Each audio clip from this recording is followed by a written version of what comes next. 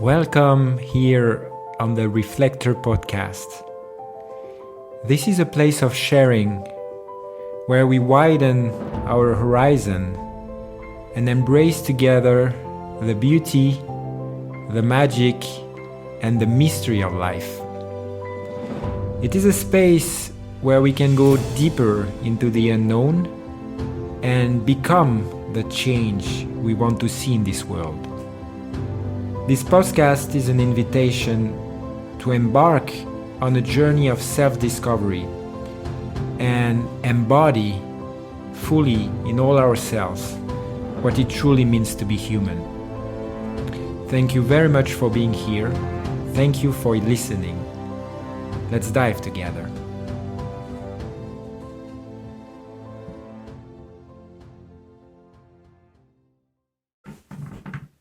Welcome on this new episode of the Reflector podcast. Today I want to share about a subject that I have a lot in my coaching sessions, and this is a subject I talked about in the French podcast, and it was not there on the English one. So I want to talk about what we call toxic relationship and try to bring a bit of clarity around that and how we can navigate, because this is a statement that I hear a lot in the social medias, and a lot of people say, oh no, this is toxic relationship, so I don't see this person anymore. You even see psychologists and stuff that tell you should beware of toxic people and bring them out of your life. And even though I completely understand that some people suffer from being in relationship with some people and cannot recover, I'm not saying there are no situations that becomes toxic for us. But the idea here is to understand where the toxicity comes from and to have a chance to take a bit more ownership about everything that is happening within us, because labeling a relationship as toxic is just projecting part of what we are going through on a situation or on somebody, and it's not helping us move forward. So I will explain how we can do that and the different aspects of it. So first define the toxicity, and I will talk here from the point of view of our digestive system, and we could say the point of view of Ayurveda or yoga in the large perspective. It's the idea of toxicity is everything that we have not fully digested will become toxic for us. So this is very simple. It's everything that we digest, whatever the nature and the quality of what we took in.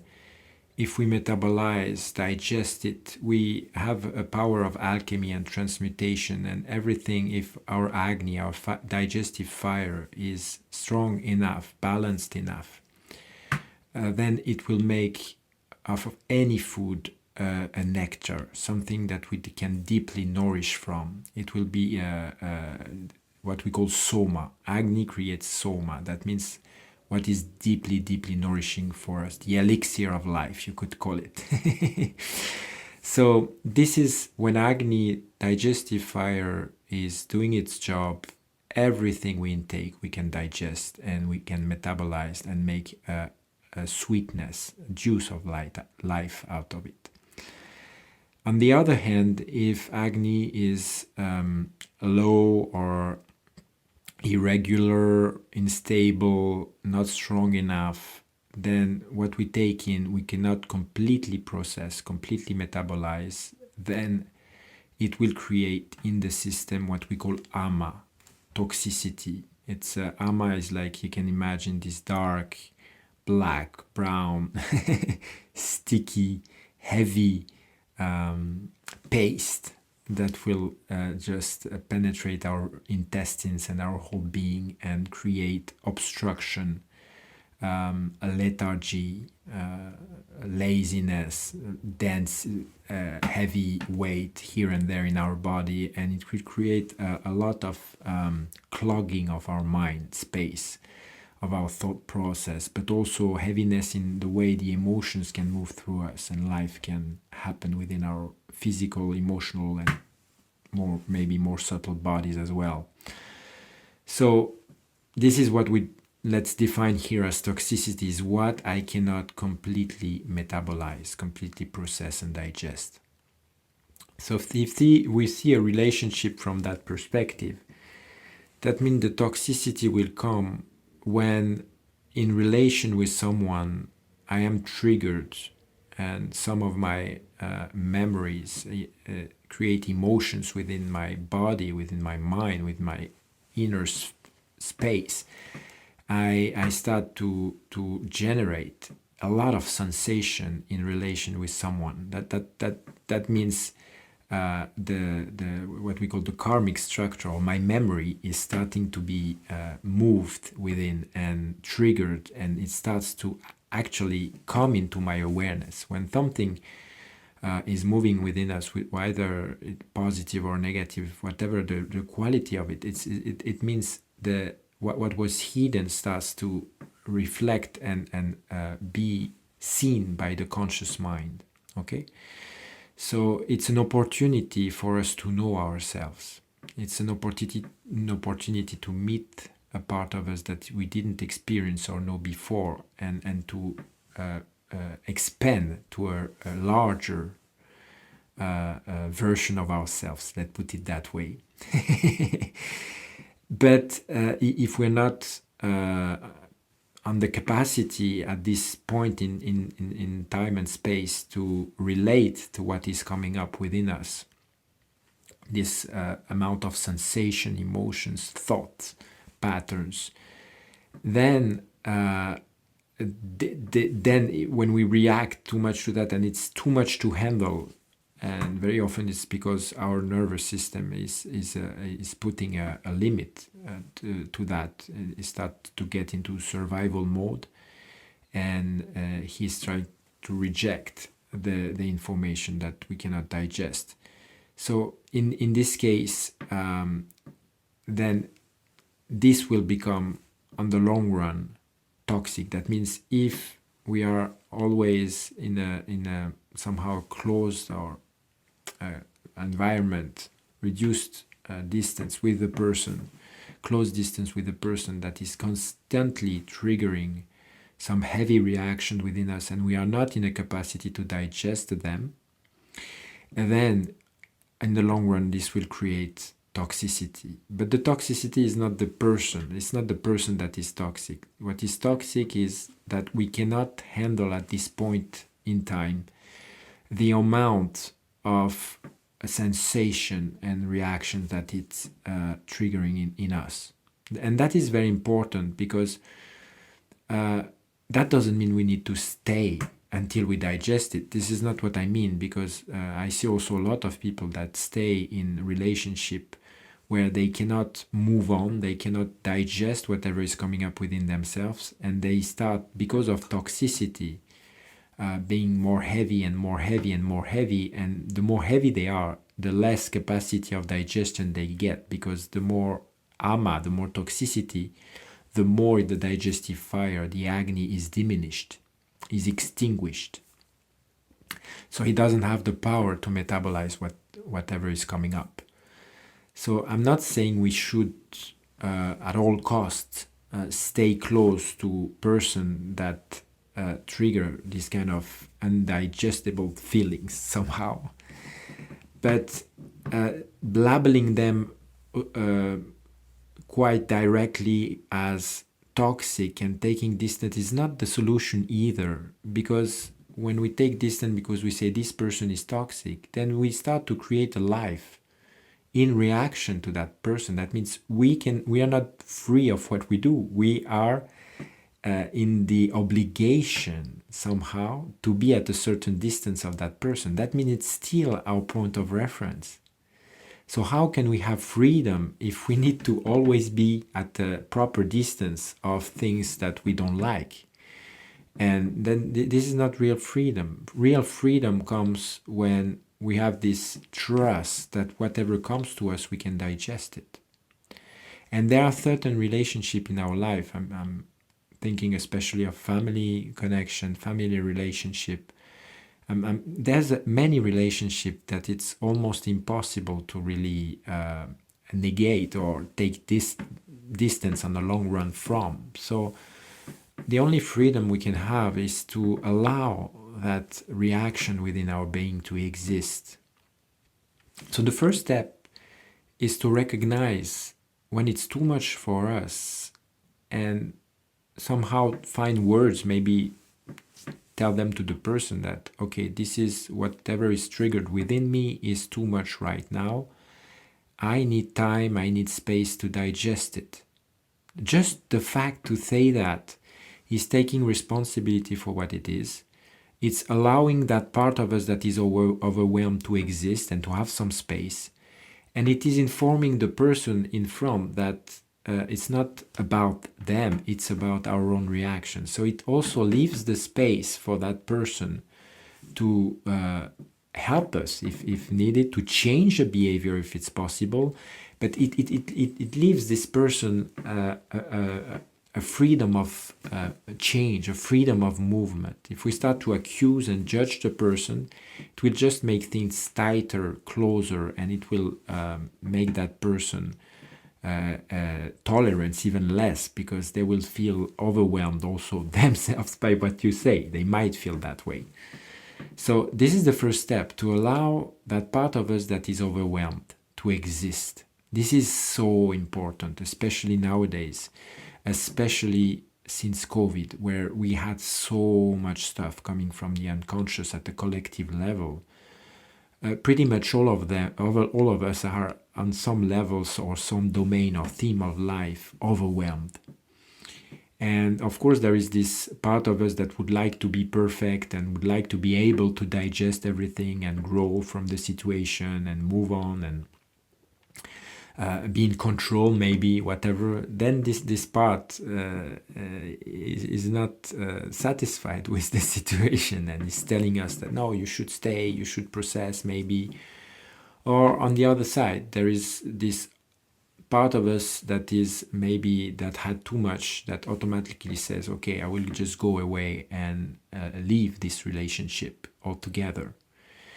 But both scenarios are just polarities of our own minds, and none of those choices, either to stay whatever the cost or to leave far away because we don't want to face the challenge, those are just polarities, and none of them are satisfying, deeply satisfying for us, for our soul, for our deepest being. We are satisfied when we can just allow what is alive within us to be. And whether that be positive or negative, this is what is really satisfying, is when we can allow life the way it is to circulate through us. So this is calling for balance. Just saying this is overwhelming for me right now, I need distance, then there is a chance that we find the right distance, the right balance, where this is not too hot and it's not too cold. It's just the right place. And the minute we have informed the other one, they know it's not definitive, it's not forever. It's just a time to adjust, a time to give space. We talk about the space. There's the space element. When there is earth, water, fire, air, and space. And space is the one from which all the other elements come from, because air comes from the space, then create fire, water, and the density of the earth. So when you give more space inside of you, then the other four elements can start to combine and move and switch direction, organization. They are the one who set up your life, your physical body, but also the constellation of your life. So when you consciously give yourself space, then the elements then start to move in a different direction. This space is giving Agni a capacity to handle better the situation. Because when you give space and time, then you also inform your subconscious that you are okay. This is like opening up and saying, not blocking the subconscious, but allowing it to have space to do the work progressively. Because Agni is never completely extinguished, otherwise we would be dead. So it's just a matter of how balanced we need to be, the right distance, so that Agni, wherever it is, our digestive fire, it can process at his own tempo, at his own pace, rhythm. And it's only when we take too much that we bury it, or it's just that we need to find the right quantity that it can digest where we are right now. And of course, this is very, very much related to the state of our nervous system. Digestive system and nervous system, they are very, very much related. I will do a whole episode probably on that, because there are also parts of the nervous system that are connected to different parts of our digestive system. But what is interesting is that they work the same. It's like until you have completely digested something, it's still not you. Digestive system is like a big tube. From mouth to anus, it's like a tube in which the food is entering. And it has a chance through the intestine to penetrate your blood and then become you, build your tissues, build your muscles, nourish your blood, create the fat, the bones, and the nervous system and the sexual fluids that constitute who you are, your identity in the world, who you are. Your digestive system is what is in between the outside and you, but it's still not completely you. So it's interesting that our digestive system is the one creating the perception that will manifest through the nervous system. And it is happening when there is new information. The nervous system, according to the state of the digestive system, will determine whether it can enter your field or not. And it will protect yourself from the things that you're not ready to digest. Okay? So we need to befriend this protective part of the nervous system, because if it got used to constantly protect us, then we might protect automatically to something that we can actually be able to digest. You see? So they work hand in hand, digestive and nervous system. So this idea is through conscious applying of whatever you're going through. That means saying, okay, now I am overwhelmed. You take in charge this part of the nervous system that want to protect you. You allow it to happen, because a lot of time nervous system is just protecting us, and we end up judging ourselves, going into this shame, pride scenario where we become ashamed that we cannot go there or we cannot process, and then we start to build stories to justify that we cannot do that. That's the shame pride game. This is the door. You could say it's not even an emotion yet. It's like the cover up emotions when we don't want to digest. So it's important to recognize that and have the humility at this point to say, okay, I cannot digest right now. So that doesn't make you somebody who cannot digest. That doesn't make you somebody that is not good enough. That just make you someone who gives space to his digestive and nervous system to handle the situation in its own pace. So it's self-love, self-respect, and self-actualization. Actually, it's the first step of self-actualization. And through that, you will give your Agni, your digestive system, room to change shape, maybe if it's needed, to evolve and somehow take the quality and what that is needed for this digestion to appear and be efficient. So this is very very very, very much these subjects are all very much connected.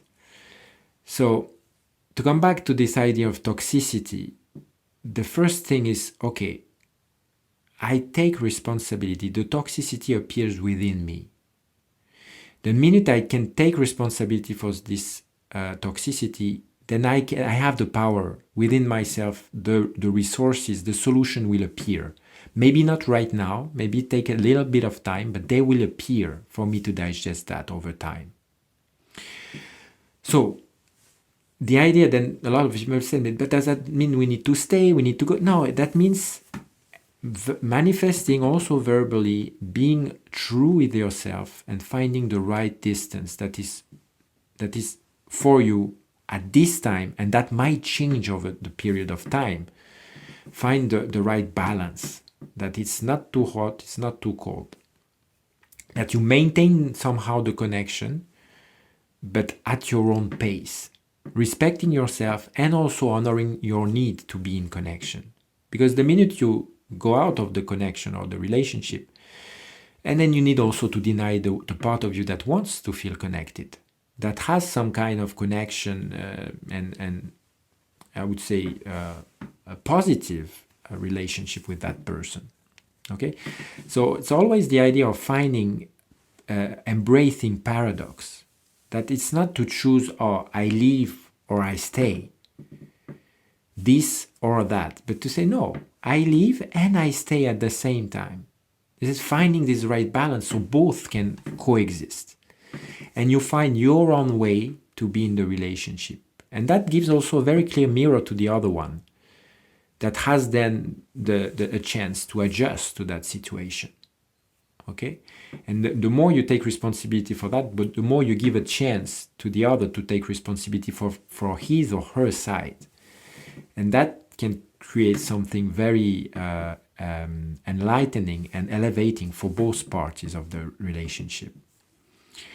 Now, once we said that, of course, there are certain relationships with certain people that doesn't want and are not ready to face whatever is alive within them, that are not ready for change and that are not even ready to receive what you have to say. And very often then this is what people say, this is toxic relationship. So I understand that, but still, when it appears with people from your family, people are in intimate relationship, it happens a lot in intimate relationships. This is actually the family tree and the constellation of the family tree very often that is triggering us. So it's asking us, it's part of the inflow of the ancestors and also the memory of the ancestors that are looking to reunite what has been separated. Okay? And we are the path to this reunion, to this reunification. This process and these feelings are the healing happening. They are not a problem to solve. This is the healing happening actually. So of course, we need to have some kind of clarity when, so finding the right balance, right distance. But for some relationship, there's not even a distance. Somehow it's like the minute we are in relationship, then that becomes somehow unbearable, right? There are some relationship like that, okay?